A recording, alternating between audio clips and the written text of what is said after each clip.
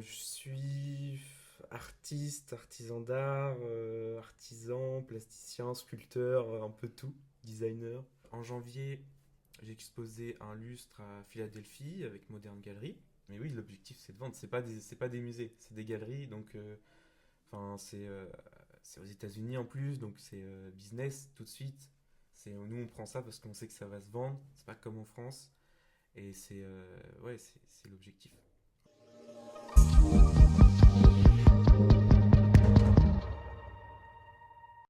Bonjour à tous et bienvenue dans ce nouveau podcast de Out of the Box. Out of the Box, le podcast qui vous reçoit pour parler d'investissement, d'entrepreneuriat, de sport, d'art, de culture, de Troyes, de l'Aube, de la région. N'hésitez pas à m'écrire, comme l'a fait Clément, notre invité d'aujourd'hui, pour nous solliciter, pour pouvoir venir sur ce podcast et paraître sur nos réseaux sociaux, YouTube, Spotify, etc., etc.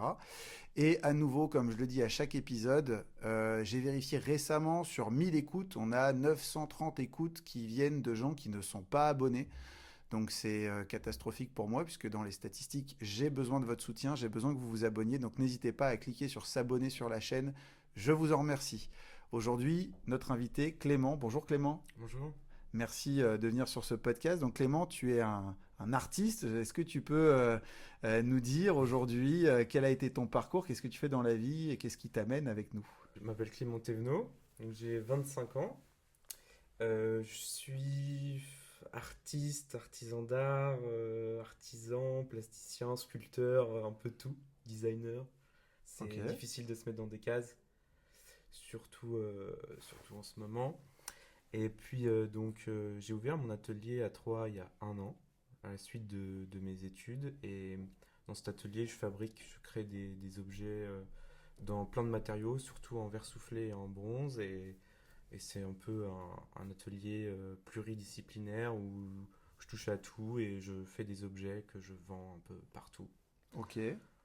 Et mon parcours, L'école de design à école de Troyes. design à Troyes, euh, jusque après stage, surtout les parcours au niveau des stages, alternance et Erasmus, etc., où c'est important. Donc mon premier stage était chez Vincent Dufour, un artiste plasticien aussi, designer, à Aubusson dans la Creuse. Super. Ah bah dis donc, Super, super région. il y avait le GPS pour aller jusqu'à là-bas ou... Ouais. Non, sympa, sympa. Super région, Un artiste super connu? bah, connu dans son milieu, dans notre milieu. Ok. Après, pas connu comme un Rolinski où c'est ultra connu partout. Mais, mais ouais, super expérience.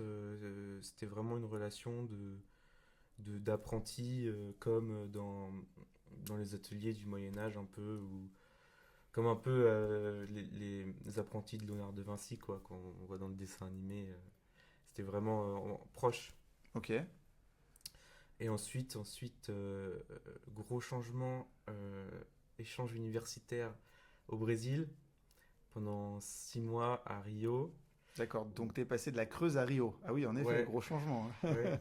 Alors ça a beaucoup changé, mais ça m'a beaucoup plu. Et ça m'a ouvert aussi quelques portes, enfin, plein de choses. C'était extraordinaire. J'ai appris la langue, j'ai rencontré du monde, j'ai voyagé. Enfin, c'est vraiment une étape importante dans mon parcours. Et puis ensuite, alternance, grosse alternance, au Mans, dans une fonderie d'art, où là j'ai voulu vraiment enfin, partir du côté artiste et passer du côté savoir-faire pour avoir un peu tous les pôles en ma possession pour pouvoir faire le meilleur et ce qui est le plus innovant. Quand on connaît un peu tout le processus, bah, on peut faire des trucs intéressants. Donc tu voulais sortir en fait du côté designer pour aller mettre les Bah, mains dedans, on va dire un ouais, peu du c'est côté ça. artiste quoi. C'est ça. C'est Ok. important, je pense, de se démarquer en faisant un peu ce que les autres font faire, Ok. en fait, pour trouver des techniques ou des,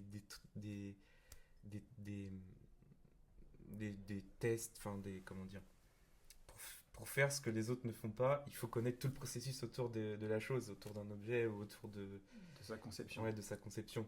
Ok. Et c'était ça qui était ultra intéressant toujours dans, tu disais plasticien, donc les matériaux. Toi, tu t'es spécialisé dans un matériau en particulier Bah, moi, ou... du coup, vu que j'ai eu un an en alternance, je me suis spécialisé dans le bronze, où j'ai vu tout le processus du bronze, où là, vraiment, je me suis spécialisé là-dedans et ça m'a permis d'approfondir ce matériau de A à Z. Je peux suivre le truc de A à Z. Et après, sinon, je touche à tout. Enfin, comme un sculpteur, je peux faire des choses en bois, en alu, en bronze. Là, je travaille avec des souffleurs de verre. Hier, j'étais à la fonderie, à la verrerie, pardon, à la verrerie dans les Vosges où j'ai fait l'aller-retour. Et puis, on a récupéré des pièces, on a travaillé sur des trucs. C'est un peu, ouais, je touche à tout. Ok. Je touche à tous les matériaux. Et donc à Rio, belle expérience pour toi. Et c'est là où tu as rencontré, parce que tu me disais que Non, la création de ta structure vient d'un projet universitaire au départ. ouais, c'est ça en fait. C'est à l'issue de l'alternance. D'accord. Donc j'ai commencé à travailler avec Joyce Broussillou, qui elle faisait son alternance dans une verrerie. Et en fait, on a souhaité associer nos deux savoir-faire, puisque moi mon alternance était dans une fonderie, et créer un projet ensemble où là on avait vraiment quelque chose d'intéressant, parce que elle était là-bas 3 semaines par mois, moi 3 semaines par mois dans la fonderie, et quand on se retrouvait à l'école la semaine de cours, on pouvait échanger nos trucs, s'échanger des tests à faire et voir ce qu'on fait, et vraiment faire un projet en interne qu'on peut pas faire quand on a une entreprise où ça doit tourner, quoi. Enfin, Hmm. là, c'était vraiment super cool. On avait le temps et on avait le temps de voir tous les processus, d'échanger avec les artisans, de faire, de louper plein de trucs et de continuer jusqu'à faire plein d'objets tests, Ok. plein de prototypes. Et donc, je sais qu'il existe, parce que moi j'avais, il y a quelques années, rencontré quelqu'un qui avait fait les World Skills Ah oui, en ébénisterie. Donc je et sais oui. qu'il existe des concours, il existe des moyens d'être connu, reconnu. Est-ce que toi, tu as participé à des choses Non, parce que moi, c'est tellement atypique en fait que je suis vraiment un sculpteur d'objets. Ok. Et donc, je suis pas un expert en ébénisterie. Et je peux pas être aussi bon qu'un ébéniste qui fait ça toute la journée, à faire du plaquage de la manière la plus propre possible, le truc super bien fait. Moi, c'est vraiment mon savoir-faire à moi que je développe, que je crée en Ok. fonction de ce que je vois et avec qui je travaille et de quel projet. Donc au Donc, final, si tu dois faire un objet, par exemple en bois, mais ou peu importe la matière, pour le vendre, le commercialiser, hmm. tu vas t'adresser plutôt toi à quelqu'un qui est le spécialiste du matériau en question, ou tu vas faire toi-même l'objet. Ça dépend. Je fais tout ce que je peux faire moi-même, je le fais. Mhm. Parce qu'il y a aussi des gens qui veulent pas faire de la manière dont je fais, parce que c'est compliqué de leur dire tu prends un bout de bois, tu sculptes dedans et tu fais une table. En allant voir un ébéniste, il va nous dire bah non, c'est pas possible, moi je dois faire les trucs super bien avec les emboîtements et tout. Mais je m'aide aussi par exemple, les souffleurs de verre. Moi je souffle pas du tout le verre, je peux pas le faire, ça prend trop de temps, trop d'installation. Et là je travaille avec des artisans. À la limite, je leur fournis les moules ou des choses comme ça, où je participe au processus. Et pareil pour la fonderie, j'ai pas de four de fusion, je peux pas installer ça dans mon atelier dans le centre-ville de Troyes, c'est impossible. Et pour l'instant, j'ai pas assez de demandes pour Mhm. rentabiliser ce genre d'infrastructure. Donc je fais tout ce que je peux moi, et après, des fois, je délègue des choses. Ok. Et depuis combien de temps tu as ton studio? Un an. Un an. Un an. Et aujourd'hui, des collaborateurs ou toi tout seul? Moi tout seul. Toi Moi tout tout seul. seul. Ok. Moi tout seul. Et en C'est dur. termes de... Bah oui, oui, c'est un lancement, c'est normal, Ouais. hein, c'est... Voilà. En termes d'objets, donc j'ai vu que tu exposais, tu avais eu une interview sur un site. Ouais, bah, par exemple, si on prend. Enfin, j'ai commencé à exposer récemment, enfin assez récemment. En octobre, j'ai fait une expo à Paris, à Toulouse Galerie. C'était super sympa dans le troisième. Petite expo de jeunes créateurs. Mhm. Donc là, on m'a appelé sur des trucs où j'ai exposé, c'était super cool. Et ensuite, en simultané, en novembre, j'ai fait une expo aussi à Paris, au boulevard des Italiens, dans un truc d'artisan. Mais c'est pareil, c'était pas trop ma place, quoi, le truc d'artisan. J'ai essayé, mais c'est pas trop mon domaine. Les gens, ils sont là pour avoir les trucs super bien faits, qu'on leur commande. Et moi, c'est pas la même chose. Et puis ensuite, en janvier, j'ai exposé un lustre à Philadelphie avec Modern Gallery. Mhm. Super galerie avec beaucoup de pièces d'antiquité et c'est vraiment cool ce qu'ils ont fait. Ils ont fait un nouveau lieu à Philadelphie qui est énorme avec plein de choses. Et puis, au mois d'avril, je devais faire un truc qui s'est annulé, mais au mois de mai, je fais une expo à New York avec quelques pièces, avec une galerie qui s'appelle Love House, qui fait une grosse expo, donc c'est cool. Et ces différentes expositions, donc ça te donne de la visibilité pour un studio de design comme Mm. le tien qui se lance, c'est cool. Mais l'objectif derrière, c'est de vendre. Mm. Donc les pièces qui sont Ouais. exposées ont un prix. Oui, elles ont un Et prix. alors, ça se vend, ça t'arrive Bah, à susciter de l'intérêt comme tu le souhaites. ça prend du temps parce que Ouais, c'est des pièces qui sont uniques, ce qui fait que c'est en même temps atypique et coûteux. Par rapport à ce que c'est pas forcément cher, mais, euh, mais c'est un budget quand même. C'est pas Ikea. Mais le processus est long parce que les clients veulent voir les pièces en vrai, bien sûr. Et beaucoup de clients sont à l'étranger. Donc je leur fais des échantillons, ils les valident. Ensuite, ils me disent on lance le projet. Le projet, ça met 4 5 mois à se construire un lustre, par exemple. ok. Donc le processus est super long. Et c'est au bout de quelques années qu'on a un roulement comme ça, où on a euh, un roulement De de commandes, projets, de commandes, un réseau d'architectes qui se crée, ok. etc. Et il y a vraiment un roulement qui se crée.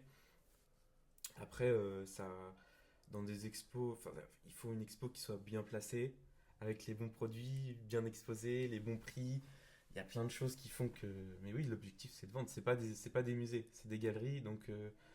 Enfin, c'est aux États-Unis en plus, donc c'est business tout de suite. Nous on prend ça parce qu'on sait que ça va se vendre. C'est pas comme en France. Et ouais, c'est l'objectif. Ok, ça marche. Bon, bah, c'est clair pour moi. Donc 25 ans, encore une fois, un jeune Mm. créateur d'entreprise. Donc on a eu Ouais. quelqu'un dans la photo et la communication. On a eu le sport aussi avec, bon là, on n'est pas sur une création d'entreprise, mais on est pareil, vivre de sa passion, réussir à faire de la performance. Et moi, je suis Mm. très content de recevoir des jeunes entrepreneurs ou des jeunes passionnés, sportifs, artistes. Puisque bon bah je le deviens de moins en moins jeune, mais quand je vois qu'à 23, Ça va. 24, 25 ans, on arrive à créer ces structures et voilà, à créer tout autour de ça, bon, le marketing qui fait qu'on peut se vendre, Mm. tu disais voilà, ça prend du temps, se faire sa clientèle et autres, c'est C'est ça. super, franchement, félicitations. Sortie d'école du coup, pas de salariat, Merci. alternance Non, seulement et... l'alternance et ensuite je fais des interventions à l'école de design de Troyes. Ok, Des petites interventions de mois. Et puis des petits trucs où des fois j'accepte des projets différents. Mais bon, c'est pas mon domaine, alors c'est tout le temps un peu. Je devrais peut-être dire non. ah, le savoir dire non, ça c'est quelque chose qui s'apprend aussi Ouais, en entrepreneuriat. ouais.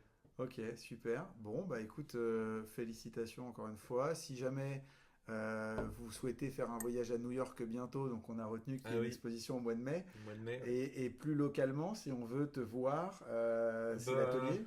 ouais, C'est... c'est l'atelier, mais le problème c'est que je peux pas garder les pièces que je fabrique Ouais, parce que c'est de l'argent qui dort. Et à 3, j'ai pas forcément la clientèle. Donc il n'y a pas grand chose à voir, mais il y a l'atelier à voir et la manière dont je travaille, et les postes de travail et les machines. Et puis l'atelier est cool à visiter. et puis après, il y a un compte Instagram que j'ai Mm. vu qui est bien fourni de photos, etc., etc., où tu montres finalement Oui, ce j'essaye que de tu montrer fais. un peu tout. Ouais. Il y a d'ailleurs dans le book que tu m'as envoyé avant qu'on se parle aujourd'hui, donc j'ai regardé un petit peu ton travail. Il y a justement tout cet aspect soufflage de verre et moi je m'étais dit mince, il est designer, mais c'est aussi un atelier de soufflage de verre et tout. Enfin voilà, j'avais vu Non. les photos et tout, j'avais dit waouh, disons ça doit être énorme. Ben, comme tu dis, c'est tout de suite beaucoup d'espace et Mm. d'investissement pour tous ces matériaux. Mm. Donc c'est bien de travailler avec des partenaires externes parce que sinon, en fait, comme on savait que c'était à 3, je me suis dit, ça doit... où est-ce qu'à 3 on a un atelier Eh de... ben, il y en a pas, Ouais, de toute façon. Il n'y a pas de souffleur de verre à 3. Et puis après, c'est un peu le début. Mais dans les projets, ça serait vraiment réussir à tout réunir dans un lieu. Par exemple, là, j'ai des connaissances qui sont souffleurs de verre aussi, qui veulent ouvrir leur atelier. Et ça serait intéressant de faire un lieu où il y a tout. Il y a mhm, tout. pas forcément qui travaillent pour moi, mais où on est dans le même espace et où on s'échange mutuellement des projets. Ok. On travaille ensemble. Même pour la fonderie, ça serait intéressant. Il n'y a pas de fonderie à trois, c'est un truc qui se perd. Le truc d'avoir un espèce de bâtiment avec rez-de-chaussée, fonderie, verrerie, ébénisterie et tout, ça serait intéressant de pouvoir échanger autour de ça et gérer vraiment la production ici. Mais, euh, mais c'est un autre projet en fait.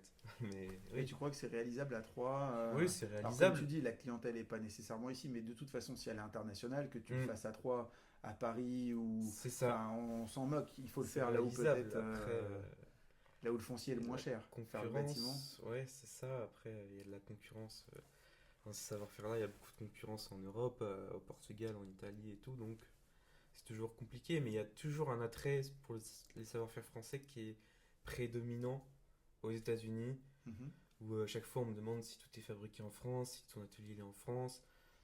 On me l'a demandé des dizaines de fois et je pense qu'il y a un truc là-dessus sur le fait de bien faire les choses, de prendre le temps de faire les choses, qui est vraiment en France et ancré dans les artisans d'art français ici. Donc, le Made in France pour la partie mobilier Mhm. hein, à la cote, à l'étranger, notamment aux Ouais, États-Unis. Ok. ça à la cote.